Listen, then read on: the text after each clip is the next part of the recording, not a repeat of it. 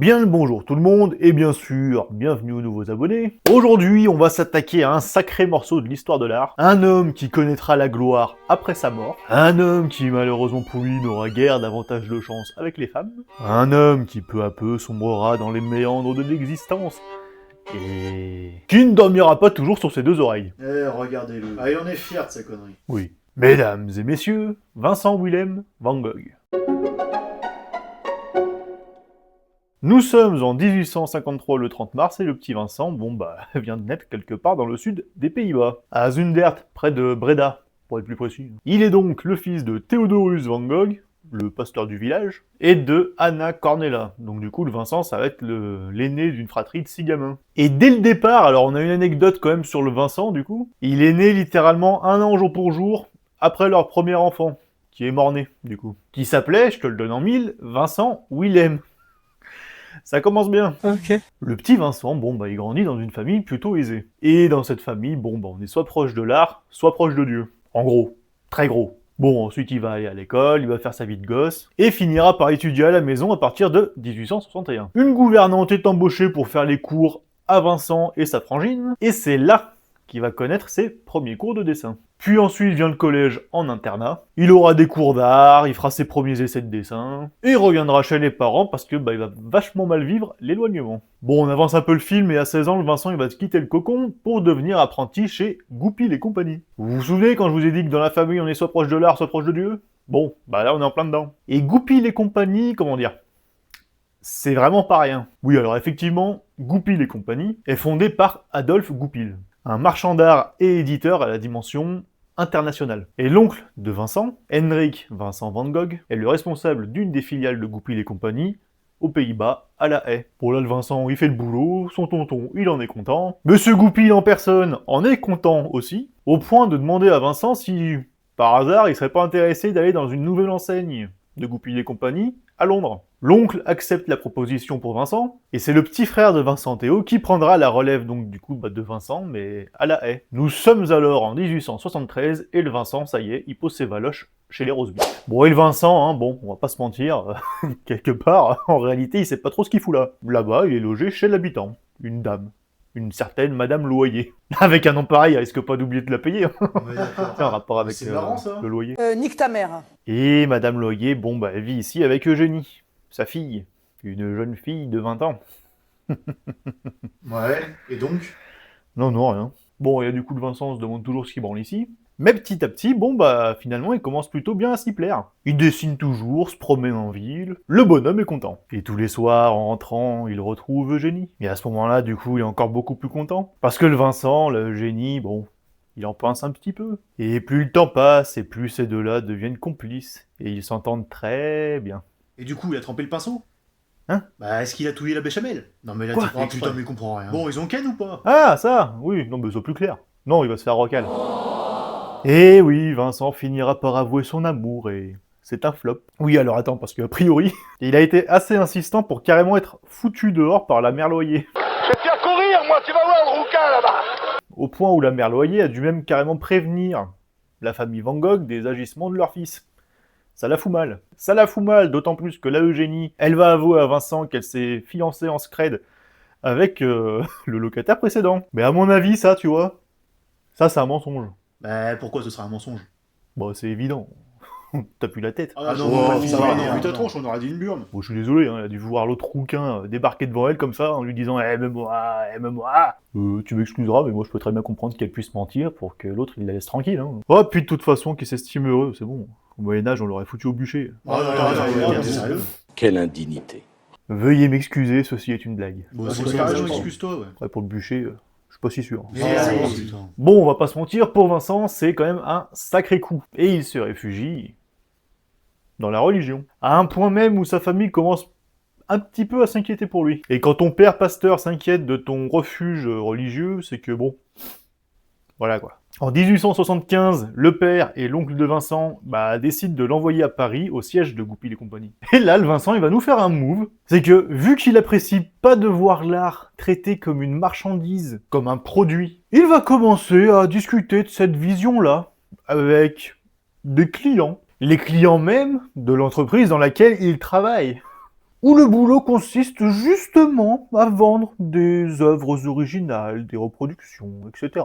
En gros, là, le Vincent, bon, il te dit clairement « Bonjour, bienvenue à notre restaurant. Bon, la bouffe est pas terrible, le chef, il assaisonne la viande sous les aisselles. Bon, je vous installe où ?» C'est vraiment un exemple à la con. Ce qui, tu te doutes bien, découle naturellement sur un licenciement en 1876. Mais bon, quelque part, pour Vincent, c'est pas bien grave, parce qu'en lui, il se sent pousser une vocation religieuse. Alors il retournera en Angleterre, et là-bas finit par travailler bénévolement comme professeur supplément dans un internat.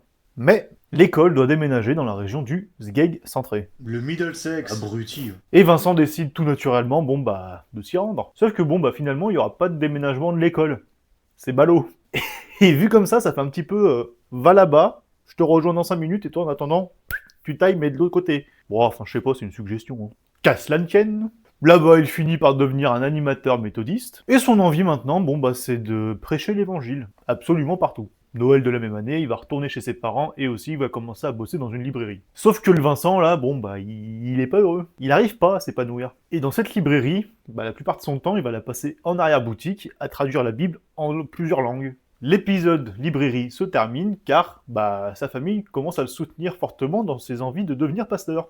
Ah je vous l'ai dit, hein, proche de l'art ou proche de Dieu. Lui au moins il aura fait les deux. Sa famille l'envoie donc à Amsterdam et il sera logé chez son oncle Johannes van Gogh, amiral, pendant plus d'1 an. Là-bas il va se préparer pour l'université et il va apprendre à fond la théologie avec un autre oncle à lui, oncle par alliance celui-ci, Johannes Stryker. Putain, on dirait un prénom de méchant dans un film, c'est génial. Bon et là le Vincent, il est à fond. Pendant plus d'1 an, il apprend tout, et puis il passe ses examens, et il échoue. Allez, faut pas t'en faire, c'est pas grave, mon Vincent. Il retourne chez ses parents, retourne suivre des cours pendant plusieurs mois, repasse les examens, et cette fois-ci, il va échouer une deuxième fois. Et puis étonnamment, là, je sais pas, il finit par abandonner les études. Hein. Il devient donc prédicateur laïque, et se voit confier une mission d'évangéliste en Belgique, dans la région du Bourrinage. Arrête un peu tes conneries. Et attention, parce que c'est à partir de là que sa vie va prendre un putain de tournant. Parce que c'est ici, dans le Borinage, que Van Gogh s'apprête à devenir Van Gogh. Son nouveau périple commence alors à Pâturage, en 1878. Arrivé là-bas, il est accueilli par un évangéliste qui finit par l'installer chez un cultivateur. Et pour Vincent, cet endroit est bien trop luxueux pour ses convictions. Et décide alors de partir chez un autre évangéliste qui habite à Cuesme. Et là-bas, Van Gogh décide de vivre comme ceux envers qui il prêche, proches de la misère, partageant leurs difficultés. Il ira même jusqu'à vivre dans une cabane et dormir littéralement sur la paille. Et là-bas, Vincent, il va donner tout ce qu'il a aux mineurs et leurs familles. Que ce soit ses fringues, le peu d'argent avec lequel il est parti, il leur consacre tout son temps pour leur venir en aide. Il ira même jusqu'à descendre dans un puits de mine de plusieurs centaines de mètres pour sauver un mineur. Vincent vit dans la misère, certes, mais alors sa mission et son devoir, ça, il le prend très à cœur. Trop à cœur d'ailleurs, parce qu'il va finir par être suspendu par le comité d'évangélisation qui le juge de meneur. Du coup, c'est le bordel, et sous la pression de ses parents, il décide de retourner chez eux. Et là-bas, il commence à vivre une existence désœuvrée. Il se fait chier, il s'emmerde. Puis il y a quelques crises qui commencent à pointer le bout de leur nez. Et suite à tout ça, une énorme dispute éclate entre lui et son père, qui finit par se renseigner pour foutre son gosse, dans un asile. Vincent finit donc par fuir la maison familiale, et retourne à Cuesme, où il va vivre chez un mineur. Là-bas, il va recommencer à prendre ses crayons, et au bout d'un moment, en octobre 1880, il se tire direction Bruxelles. Là-bas, il finit par s'inscrire à l'Académie royale des beaux-arts, et dans le même temps, son frère Théo est nommé gérant de l'établissement Goupil à Montmartre, à Paris. Et c'est à partir de là que son frère va commencer à subvenir aux besoins financiers de Vincent. D'avril à fin décembre 1881, Vincent retourne finalement une énième fois dans le domaine familial. Et il va nous refaire un move à la Vincent. Bon, on est tous d'accord que, paraît-il, qu'on ne choisit pas de qui on tombe amoureux, certes. Mais il y a quand même quelques configurations qui font que, en général, on évite quand ça touche à la famille. Et le Vincent, a priori, il a pas mis à jour le logiciel, parce qu'il va tomber d'amour pour sa cousine. Certes, par alliance. Mais cousine quand même. La fille de l'oncle Stryker. Elle est récemment devenue veuve, elle est plus âgée que lui, et évidemment, lui collera un refus catégorique. Vincent va insister lourdement, malgré un refus annoté d'un jamais de la vie. Et tu te doutes bien que ça fout un petit peu la merde. dans les relations familiales. Ce qui fera éclater encore une nouvelle fois une très grosse dispute entre Vincent et son père. Quand on cherche, on trouve. Bon, et à défaut d'avoir pu lui mettre un strike dans la fille à striker, Vincent finit par s'installer dans un petit atelier à La Haye. Là-bas, il va recevoir des cours de peinture d'un cousin à lui par alliance, et il rencontrera une nouvelle figure féminine. Il a pas réussi à avoir la femme propre sur elle, pieuse et socialement acceptable. Bon, on va se tourner vers celle que le monde a jugée acceptable uniquement de 22h à 5h du matin. Maman a coupé, ça va encore tourner autour du trou de balle, cette histoire. Sienne Ournick, une ancienne prostituée. C'est marrant pour une ancienne prostituée d'avoir Nick, tu sais, dans son... C'est la fille. Bon, suite à ça, il va se voir commander plusieurs dessins d'un autre oncle à lui. Ah putain, non mais c'est quoi aussi cette histoire? Ils sont 52 dans la fratrie. L'oncle Cornelis Marinus, propriétaire d'une galerie d'art. Mais bon, vu les échecs précédents de Vincent, personne ne sera étonné que là aussi ce sera également un échec. Mais il finit par se réconcilier avec ses parents. Et ça c'est beau. Ah ouais, parce que Vincent, il a été hospitalisé. Ah merde! Qu'est-ce qu'il a eu? Une IST. Laisse-moi deviner. Sienne Ournick. Oui, c'est bon, ça va, ça peut arriver à tout le monde. Putain, mais il va continuer à s'enfoncer comme ça encore longtemps, Vincent, là? Oh, que oui. Allez, sorti de l'hôpital, il s'installe dans un plus grand atelier, avec Sienne et ses 2 moutards. Alors, toute la période La Haye Brigitte Lahaye. va durer une vingtaine de mois. Toute cette période, justement, il va gratter du papier à balles, et va enfin commencer la peinture. Et finira par quitter les lieux, et Sienne avec, pour aller direction Drenthe. Alors, petite parenthèse, il est tout de même important de noter que, pendant ces 20 mois, il se passe un déclic, quelque peu décisif, chez Van Gogh. Il finit par définitivement rompre avec les codes sociaux et moraux liés au nom qu'il porte, et finit par admettre aussi son incapacité et l'impossibilité pour lui de vivre une vie dite normale. Bon, Drenthe, ça va pas durer bien longtemps, hein. Il va y rester pas plus de 3 mois. Là-bas, la solitude va très sérieusement le peser. Il va se retrouver face à un sérieux sentiment de détresse. Et ces sentiments, le seul moyen qu'il aura pour s'en défendre, ce sera la peinture. Et il finira par retourner encore une fois chez les parents. Pendant cette période, il va peindre quelques 200 tableaux. Et tombera pour la 3e fois amoureux. Bon, alors pas une cousine cette fois, hein. Alors la voisine... Mais, parce qu'on parle de Van Gogh, évidemment que ça va foirer quelque part. Premièrement, parce que les 2 familles respectives sont contre cette relation, et que la Margot, la voisine, finit par faire une tentative de suicide. Ah, et le père de Van Gogh aussi meurt dans la foulée d'une crise cardiaque. Et sa frangine, du coup, le fout dehors. Dis donc, mais c'est un festival! Oh putain, non mais en fait je crois que ce mec il a été maudit en fait, c'est pas possible. Ah mais cherchez pas, c'est sûr que c'est le fait d'avoir donné le même prénom que le gamin cané juste un an avant qu'il arrive. Ah prenez par exemple Salvador Dali, on a vu ce que ça donnait. Hein. Encore l'histoire d'un moustachu qui est parti en couille ça. Enfin bref, le temps passe, à ce moment-là il est à Anvers, et là-bas il attaque plusieurs choses comme les autoportraits, ou encore des estampes japonaises. Puis l'idée de retourner à Paris commence quelque peu à faire son nid. Du coup, 1886, il rejoint son frère Théo à Montmartre. Là-bas il va faire le tour des expositions, visiter le salon de Paris, et entre autres, la dernière exposition des impressionnistes. Bon alors je vous la refais différemment. Il y a un monde où Van Gogh aurait pu croiser la route de Claude Monet ou encore de Renoir. Bon, il fera la connaissance de Pissarro, Gauguin et Cézanne, etc. Donc finalement, c'est pas rien non plus. C'est à Paris également que sa palette et sa vision artistique vont évoluer à une vitesse folle. Ici, Van Gogh est dans une euphorie créative et apprend auprès des plus grands. Mais bon, vu que l'hygiène de vie de Vincent Van Gogh n'est pas forcément un exemple, entre l'absinthe, la fatigue mentale et tout le bordel, disons que ça va pas jojo. Et plus ça va, et plus Vincent pense à quelque chose. Il est prêt à réaliser un rêve qui le suit depuis un certain temps.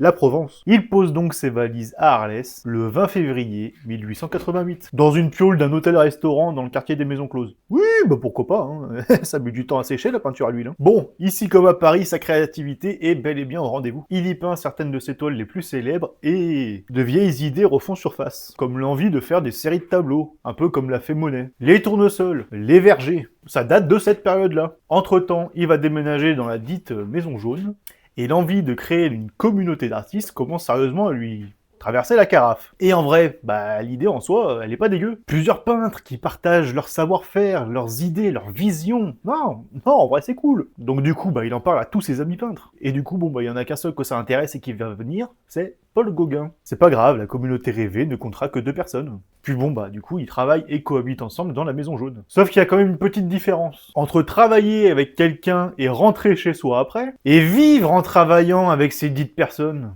Et sauf que du coup, là, ça fonctionne pas si bien que ça. Les 2 compères ne s'entendent plus sur leur vision de la peinture, et ne se supportent plus. Et Van Gogh, lui, de son côté, a des crises de colère et de folie de plus en plus violentes. Et à terme, ça va vite devenir compliqué pour lui de dormir sur ses 2 oreilles. Pourquoi ? On y vient justement. l'oreille coupée. 23 décembre 1888, une dispute éclate entre Gauguin et Van Gogh, et celle-ci est bien plus violente qu'à l'accoutumée. Vincent menace Gauguin d'un rasoir. Du coup, Gauguin, bon bah, il taille. Hein. Et dans un excès de rage et de folie, bon bah, Vincent retourne le rasoir contre lui. Et se tranche l'oreille, du coup. Bon, et ça, c'est la version que Paul Gauguin lui racontera. Bon, jusque-là, allez, pourquoi pas, à la rigueur, c'est un peu dégueulasse, mais voilà. Mais il s'arrête pas là. Il va déambuler comme ça, là, dans la rue, là, jusqu'au bordel voisin, et il va donner son oreille à une nana qui bosse là-bas, comme ça. Tiens, cadeau. Allez, tiens, joyeux Noël. Et paf, hop. La nana est tombée directement dans les vapes. Ouais, enfin, il l'a pas choisi par hasard non plus. Il se pourrait aussi, selon certains, que Van Gogh ait filé son oreille à cette gonzesse-là qu'il aimait, et avait su qu'elle avait une liaison avec Gauguin. Ou n'allait certainement pas tarder à en avoir une. Oui, enfin, on donne pas comme ça son oreille aux gens. Enfin, quand on te dit, vas-y, jette un œil à quelque chose, bon, bah, tu prends pas ton œil et tu le jettes pas sur quelque chose en question. Là, lui, tu lui dis, hé, Vincent, écoute ça, attends l'oreille. Bah, tiens, il te l'attend l'oreille. Bon. Là, le Vincent, il finit à l'hosto. Et en plus de ça, bon, bah, il y a une pétition qui tourne pour qu'il dégage d'Arles. Enfin, soit il dégage, soit il se fait interner. Bon, bah, le 7 février, il est interné pour hallucination auditive et visuelle. Et quelques jours après, bon, bah, t'as le commissaire du coin qui conclut son rapport en disant que, effectivement, Vincent Van Gogh peut être dangereux pour la sécurité publique. Du coup, je pense que vous l'aurez remarqué, hein, aussi bien sa vie que son état de santé mentale commence sérieusement à se barrer en yeux-coup. Suite à ça, il aura quand même quelques temps de répit, puis et rebolote. Hein. Il sera interné une nouvelle fois, et cette fois-ci directement sous ordre du maire. Il finit donc par quitter Arles, ou Arles, je sais pas, le 8 mai 1889, pour intégrer l'asile Saint-Paul de Moselle à Saint-Rémy de Provence. Et son séjour là-bas, bon, il est assez rapide à résumer. En gros, le seul moment où il pose les pinceaux, c'est quand il est en train de fondre une tuile. Un peu plus d'un an après, il quitte l'établissement pour aller à Auvers-sur-Oise, pour être suivi par un médecin que son frère Théo a contacté, puis ça permettra aux deux frangins d'être plus près l'un de l'autre. Et c'est cette même année, 1890, qu'il finit enfin par acquérir quand même une petite notoriété pour son travail. Il va apparaître dans un article soulignant l'importance de son œuvre et de ses recherches artistiques, et vendra également son premier tableau, Les Vignes Rouges, acheté par une autre peintre, Anna Bosch. Bon, ce sera le seul et unique tableau qu'il va vendre. Mais au moins, on pourra pas dire qu'il a rien vendu non plus. À Auvers-sur-Oise, Vincent est donc suivi par le médecin Paul Gachet. Missionné par son frère, certes, mais le doc est également un bon ami de Cézanne, ainsi que pas mal d'autres peintres impressionnistes. Et lui-même, en plus de ça, est peintre amateur. Donc quelque part, on peut dire que oui, certes, Van Gogh commence à partir en cacahuète, mais aussi qu'il est aussi un petit peu épaulé par les siens. Et ça, c'est beau. Là-bas, Vincent loge dans une piaule de l'auberge Ravoux. Il est affaibli aussi bien physiquement que mentalement, hein. Mais son art, lui, atteint un sommet. À terme, il y a plusieurs articles qui parlent de lui, et puis il obtient une certaine petite reconnaissance. Elle n'est pas énorme, mais elle existe. Donc non, on peut pas dire que Van Gogh était inconnu au bataillon comme on pourrait l'entendre. En parallèle de ça, par contre, son frère Théo, lui, est de plus en plus malade, et son fils également. Et de par cette situation quelque peu embarrassante, bah, ils songent sérieusement à retourner aux Pays-Bas. Le 27 juillet 1890, Vincent termine une toile, Racine d'arbre. Et cette toile sera la dernière. Car cette même journée, Vincent retournera une arme à feu contre lui et se tirera une balle dans la poitrine. Il en meurt pas instantanément et trouve même la force de retourner à l'auberge. Ces gémissements d'agonie alerteront le patron des lieux, hein, qui fera venir en urgence absolue Paul Gachet, le médecin là, qui le suivait, et un autre médecin. Sauf que bon, bah, vu le trou qu'il a dans la poitraille, le gars, bah, ils sont dans l'incapacité de faire quoi que ce soit. Anton Hirschig, un autre artiste néerlandais, pensionnaire de l'établissement, filera à toute berzingue direction la capitale pour aller prévenir Théo. Et Vincent mourra le 29 juillet 1890 à 1h30 du matin, à l'âge de 37 ans, avec son frère Théo à son chevet. Ou alors, on lui a peut-être tiré dessus, car plus tard, la piste du meurtre a été sérieusement réfléchie finalement. Bon, je rentre pas dans les détails, mais ça aurait été suite à une altercation avec un gamin de 16 piges amateur d'armes, et le coup serait parti volontairement ou accidentellement. Bon, on sait pas trop, mais peu importe la version en soi, le plus important c'est que Van Gogh, sur son lit de mort, dira qu'il a lui-même retourner cette arme contre lui. Vrai, faux, un Vincent à bout de force voulant protéger malgré tout ces deux gamins avec qui il vient de se prendre la tête. Un Vincent qui se sentait être le fardeau d'une vie aussi bien pour lui-même que ses proches,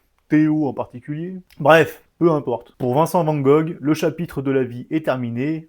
Par contre, celui de la reconnaissance, lui, fait que commencer. Son frère Théo faisait déjà du mieux qu'il pouvait pour promouvoir son frangin, et continuera à le faire au mieux jusqu'à la fin de ses jours, qui arriveront pas bien longtemps après ceux de Vincent. Le 25 janvier 1891, il va mourir de complications neurologiques plus une syphilis à l'âge de 34 ans. La femme de Théo, Johanna, fera transférer la sépulture de son mari à côté de celle de Vincent, pour que les deux frangins puissent reposer l'un près de l'autre au cimetière de Auvers-sur-Oise. Mais la Johanna, elle, va pas s'arrêter là, car héritière de l'œuvre gigantesque de son beau-frère, héritage qu'elle a reçu du coup de son mari, pas bien longtemps avant. Elle et des amis finiront par publier les correspondances entre les frangins, et plus tard, d'autres lettres avec Gauguin, Cézanne, etc. Après la mort de Johanna, son fils, qui porte le même prénom que son oncle du coup, Vincent Willem prendra la suite des travaux de sa mère et continuera de publier des bouquins relatant toutes ses correspondances. Et le succès de ces publications entraîneront des analyses beaucoup plus poussées pour refaire la frise chronologique de l'œuvre de Van Gogh. Une dizaine de toiles de Vincent seront vendues à Paris par le père Tanguy, un autre mécène qui l'a soutenu de son vivant. Et c'est le début d'un succès grandissant qui s'arrêtera jamais. Alors il faut bien comprendre que Johanna, elle va se tordre dans tous les sens pour faire reconnaître l'œuvre de son beau-frère et terminer aussi le travail et l'ambition de son mari. Elle va contacter un nombre infernal de personnes, faire des expositions des œuvres, des recherches à n'en plus finir. Elle va littéralement dédier son existence à cette tâche. Le neveu de Van Gogh, donc l'autre Vincent Willem, sera celui qui posera la dernière dalle de la légende du peintre et présidera la construction du musée dédié à son oncle